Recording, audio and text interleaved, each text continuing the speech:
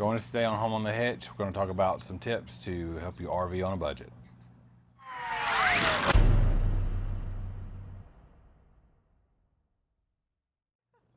All right, so thanks for joining us today. We're going to talk about RVing on a budget.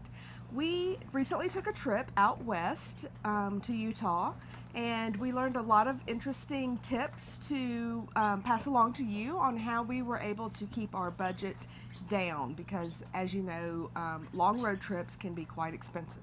And even for short trips too, I think a lot of these might apply. But Oh, absolutely. so tip number one is location, location, location. And the key behind that is to not try to go expensive places during expensive times, such as like the beach Right, such as like Key West in the during the middle high of the season. summer, or the mountains at the height of the season when the leaves are changing and everything's going on there. Go on the shoulder season. If you go on the shoulder season, then especially if you can go before the rates change, you can save a lot of money. We went to Key West almost 2 years ago, a year and a half ago, Right. year and a half ago. But we We went at the end of just before the winter season began. in September. We went in, yeah, Before the and snowbird, before, yeah, yeah, before the and snowbird. as we were actually leaving, the snowbirds were coming in. So we saved a lot of money by going down there at that time. So if you can plan your trips and your time that you're taking to be in the shoulder seasons, you can save a lot of money that way. But you know you're going to pay a premium for destinations during their busy season. That's Right. just And the nice thing about the shoulder season is that you're still getting the best weather. Because Oh, you're, absolutely. right, you know, you're missing like in the summer you're missing the heat, in the winter you're missing the snow and the rain and things that may not be open yet.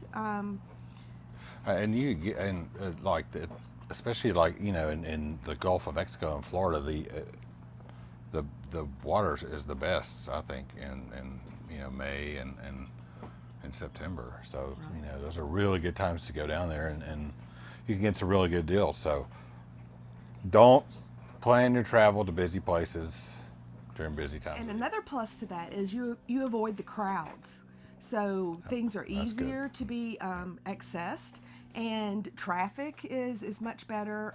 You can always find parking, and especially when you have a large travel trailer like we do, sometimes maneuvering in and out of crowded areas can be quite difficult. It's a little bit, yes, it's going to be a little tougher to do. Number two is if you're on a budget, is to travel closer to home. I think that everybody thinks of, and we're all probably guilty of when you're thinking about travel, that you're thinking about somewhere that's far away from your home. But I think if you look around where you're at, you're going to find a lot of state parks and national parks and really cool places to go that are really close. Right, and you could also do festivals and Yeah. Oh, yeah, that's that true. are Yeah. local. You know, such as around us, we have apple festivals that are starting up towards the fall, and then we have berries and other interesting things. So you can include a nice trip to the mountains or a less populated area that you can enjoy a quick little getaway. I think that everybody probably has some really good resources and some really good spots close to home that they are not thinking about or don't think about. I think and like a lot of people have a favorite campground that's close to home, but there's a lot of, I think, especially with the invention of Harvest Host and that kind of thing, that there's a lot of places close to home that you can go get a unique experience. Also, if you're on a budget, something that's always in the back of your mind, it's in the back of my mind, is what if you have a breakdown or, in some other type of emergency. It's easier to respond to or get help for when you're a closer. breakdown if you're closer to home. If you have people you can call, it's easy to have somebody drive 60 or 100 miles to come help you deal with something rather than 1,000 miles, halfway across the country. So that is a good thing to keep it. I guess it's easier to recover from a hiccup. Our biggest hiccup, I think, was our maiden voyage in this travel trailer, which is an open range 323 RLS. It's 38 feet long from bumper to hitch. Was to Key West, actually, the year before we successfully got there.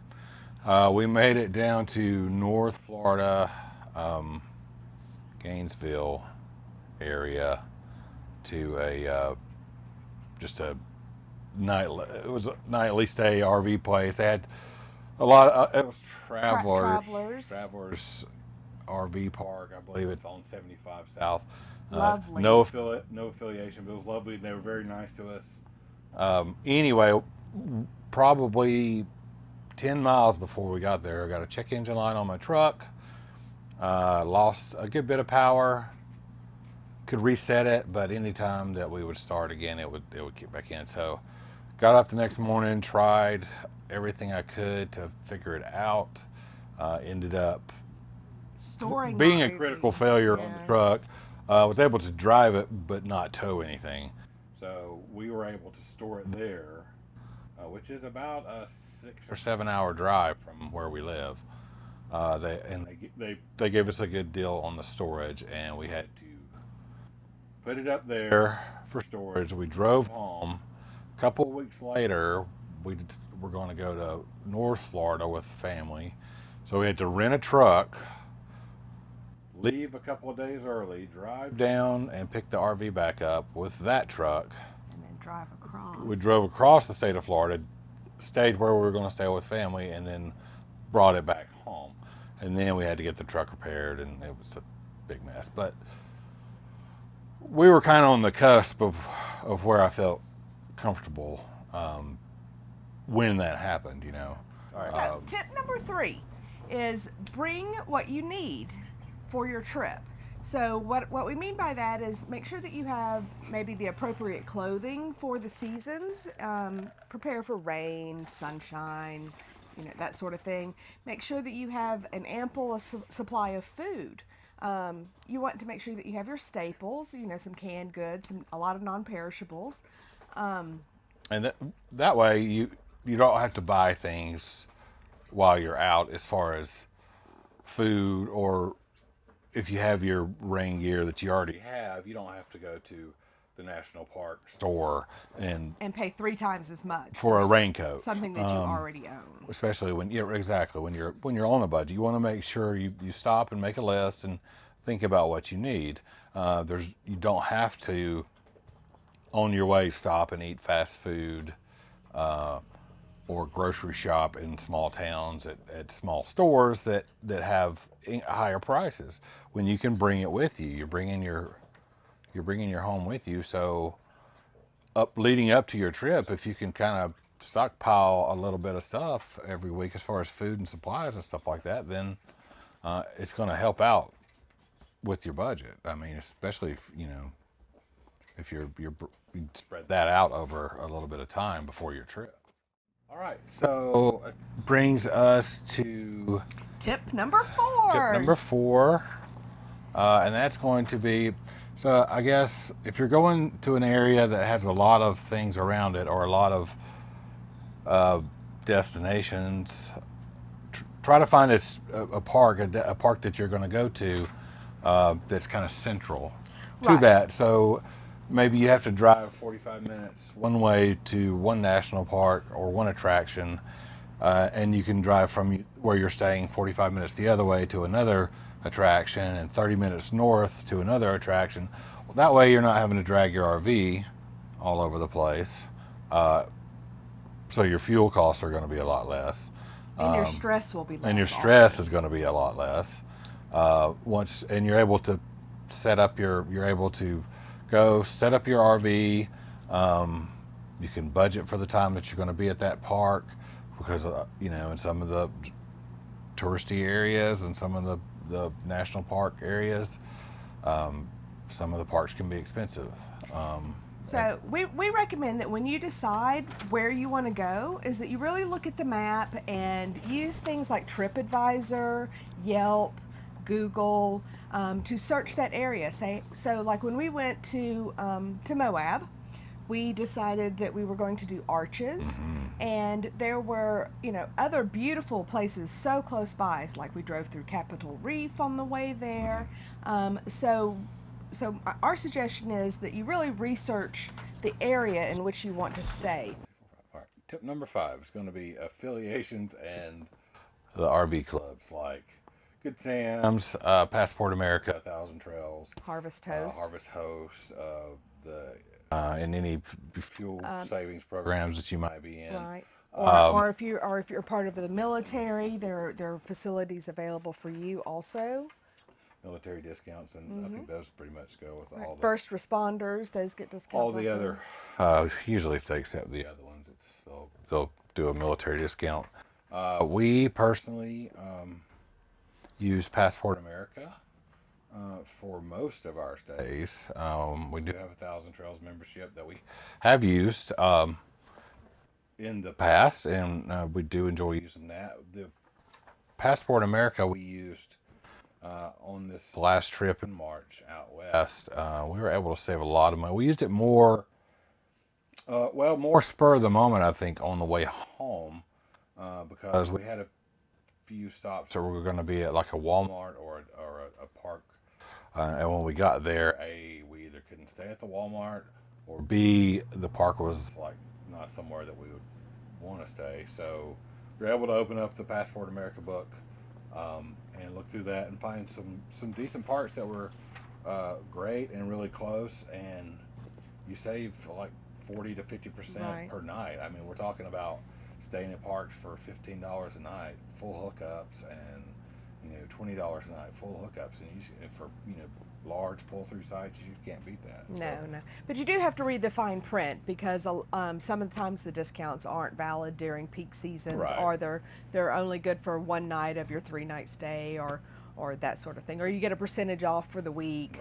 Right. If you know where you're going and the general routes, you can look, and there are a lot of parks, so you can look at the parks on the Passport America website and look down and see their information really fast. It's really easy to see whether you can stay there during your trip or not, and it's really easy to make reservations with it. Nobody's ever given us any problems. No. We're using it, and they've always been very friendly. And we do recommend that you have the book also, just because there are places that you do not have cell might not have service. cell service, so you can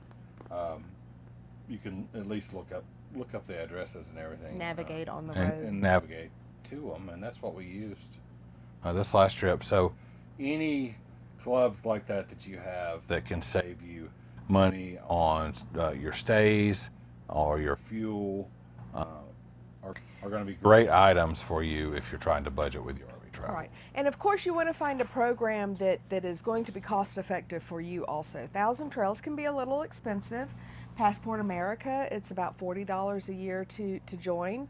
And so you easily make your money back there. You don't want to join a club in which you're only going to use once or twice, and you could have actually stayed at that place much cheaper just by paying the full price.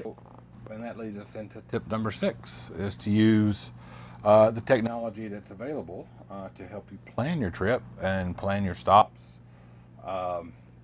according to your travel style. And we use, and we're not affiliated with other than being members, we're not affiliated or sponsored by any of these companies that we're mentioning. RV Trip Wizard. If you haven't looked at that online, that is a excellent resource. You can plan everything down to the wire as far as how many miles per gallon you get on your fuel. Don't you drink my drink. It's also beneficial for knowing your height. Right. The RV trip planner can will route you to It will route you away from lower Low clearance. bridges. You always need to pay attention and need to know your height, but it will give you directions that are, we haven't had any problems yet.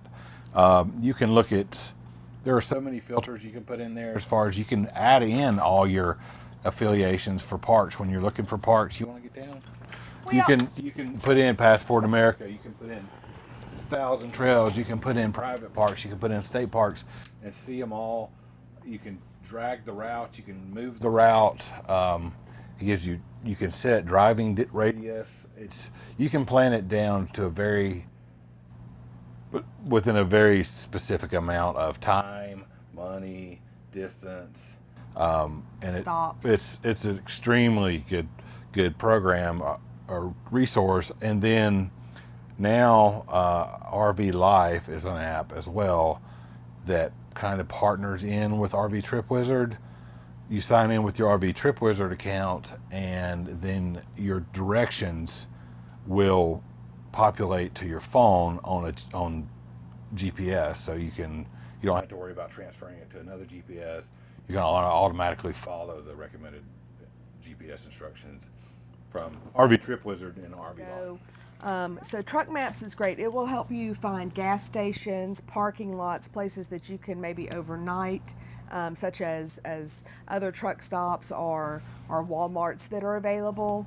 It has lots of filters to where you can really narrow down the specific need. But that's a great good on the road app. Truck Map, All Stays is a good one. Campendium. Campendium is another great app. But for planning purposes and planning your travel accurately becomes way more. The more of a budget you're on, the more important planning becomes. It's nice to have some spontaneity to your travel when you're out there, but if you're on a budget, you really have got to have some degree of planning, and you can greatly increase your travel productivity and the happiness of the trip by using all these things. As far as the apps, they just make your life a lot easier, I think. Oh, absolutely. Technology is wonderful, especially when it works. Especially when it works. Also, by using the technology, we use an app called Gas Buddy. We also use another gas program that we'll discuss in a future video. You can plan your fuel stops so that you can budget that way also, because you might find a gas station that's right on the interstate that has a decent price, but if you travel a quarter of a mile past that, you could find even better savings. Absolutely. And know that you can get in and out of the gas station with your RV. So that's going to conclude our 6 tips. Your location, when and where you're going to go. Traveling close to home as a possibility. Bring what you need. Yeah. Finding a park that's in a central location to where you want to explore. Our affiliations, such as the clubs that we like to use, the discount programs that are available. And using technology. The apps, to help you get around, to help you plan your stops for fuel, food. Combine all this stuff together, and you can put together a pretty nice trip for a respectable amount. Within your budget. And you can start out with the amount you have budgeted for the travel, and you can go places, because that's what it's all about. That's the whole idea. About going and doing going places. And seeing. So, hope you liked the video. If you're new here and you have not taken a chance to subscribe yet, please do so. Hit that thumbs up and give us a like. Please leave a comment. We would love to hear from you. It helps our channel grow. So, thank you for watching, and we hope to see you back next time. And remember to make every moment count. Thank you. Bye-bye. Bye.